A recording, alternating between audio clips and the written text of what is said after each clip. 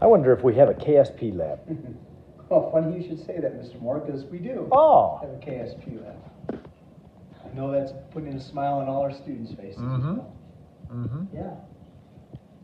Yeah, this is, well, you can see up here, we're trying to use a titration to determine the silver ion concentration.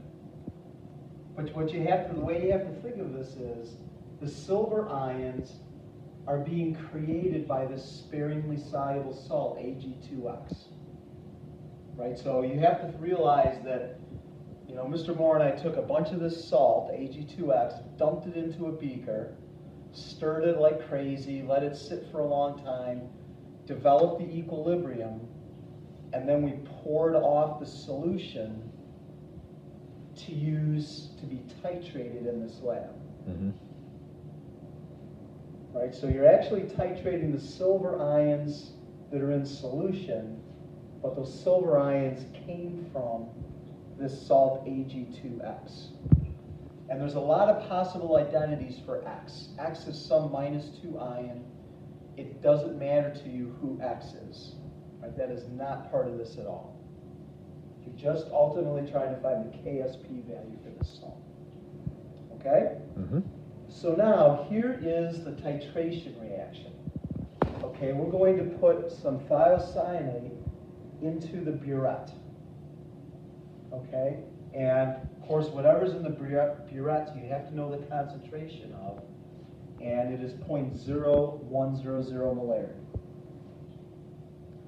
And so the silver ion and the thiocyanate ion get together to make AgSCN, which is a white precipitate. So what you have to be able to do then is know where's the end point for this, right? When have I added just the right amount of when have I added just the right amount of thiocyanate to match the moles of silver? Mm-hmm. Okay, so we're going to use an indicator to help us with that. All right, now the thiocyanate makes a white precipitate. So if you go past the end point, the farther and farther past the end point you go, you know, you're seeing this white precipitate, but what you want to know is when do these moles equal each other? And so to use as an indicator, we're going to have iron +3 ions. Okay, now this is a different reaction. This is the indicator reaction. The iron +3, that is our indicator, when it reacts with SCN -1, it makes this ion that has a red color, kind of a brownish red color. So the whole idea is you start out with your saturated solution of Ag2X that has a silver ion in it. We'll measure that out. We'll put in 6 drops of the indicator, and we'll start to titrate, okay? And so the silver ion and the thiocyanate ion, they get together to make the AgSCN. That happens first. But as soon as all the silver's been used up and it's gone, then the iron that's there reacts with the thiocyanate to make this, and you start to get a red color. It's a little bit of a tricky endpoint because you'll see it's going to sort of look like a milky white color from the AgSCN. We're looking for when that first hint of red starts to show up. So it goes from being white to kind of a dingy red color. It's a little bit of a tricky endpoint. But as soon as we see this red showing up, that tells us to stop titrating. So the silver and the iron will be in there together. The silver gets together with the thiocyanate preferentially before the iron will. So we'll use up all the silver and then the iron gets its chance to react. Right, that's right. It's kind of like a battle for thiocyanate between silver and iron. Silver wins until it's gone. Until it's gone. And then the iron is left to react.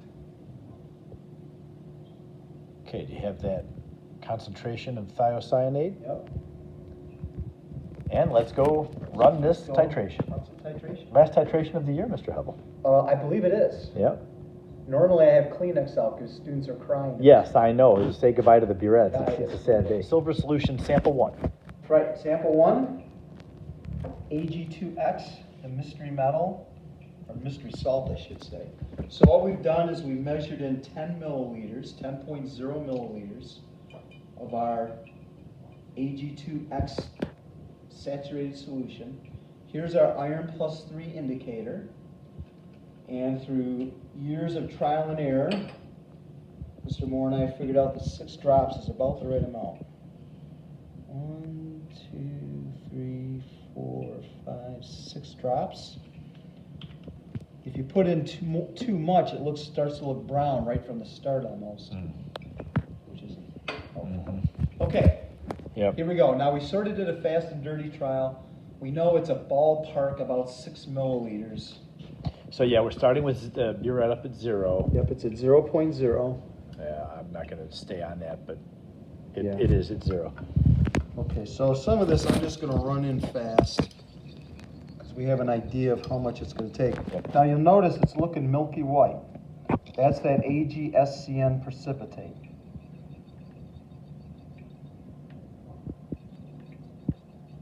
Okay, but at the moment, we haven't hit the end point, but I'm getting close. Where am I at?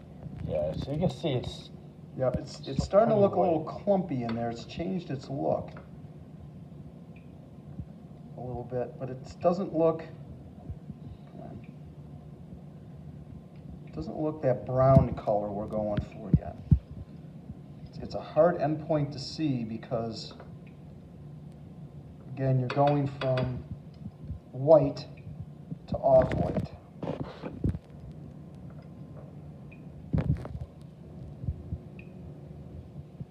I don't know, Mr. Moore, that's starting to look brown to me a little bit. What do you yeah, think? it is going brown. I agree with that.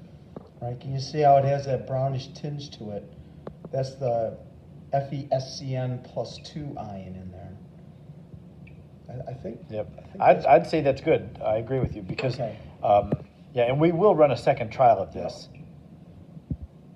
Okay, so now I don't know how easy it is to read. Okay, let's see. Sometimes I have trouble focusing. Yeah.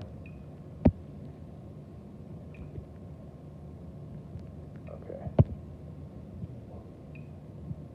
Can I get it in there? Oh, there it is.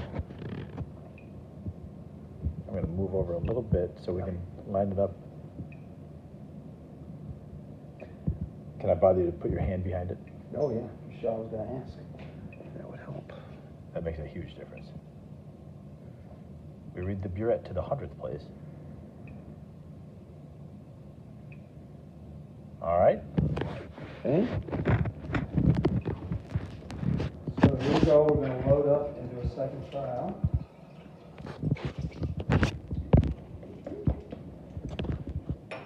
Yeah, for this titration, the other titrations, we look for a good, clean, precise endpoint. This one, we do give a bit of, what's the word for it? Leniency to, because it's very difficult to find the endpoint, a good endpoint. Okay. I'm lenient, at least. Mr. Hevel probably has a very small tolerance for error. Yeah, as long as you're within 1/100th. That's what I thought, yeah. Okay, 6 drops of indicator. 1, 2, 3, 4, 5, 6.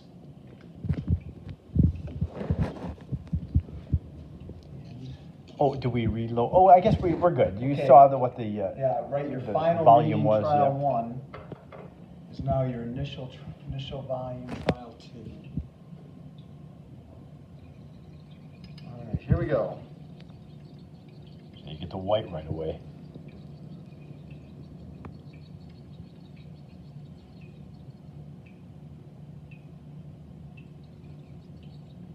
If I stop there, it's definitely, it's starting to get clumpy.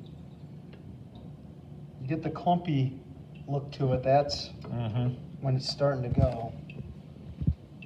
It looks to me like it has a brownish tinge. Yep, it does. You can tell. Yep. Okay, so I think that's our second endpoint. I'll put Okay. my hand. All right.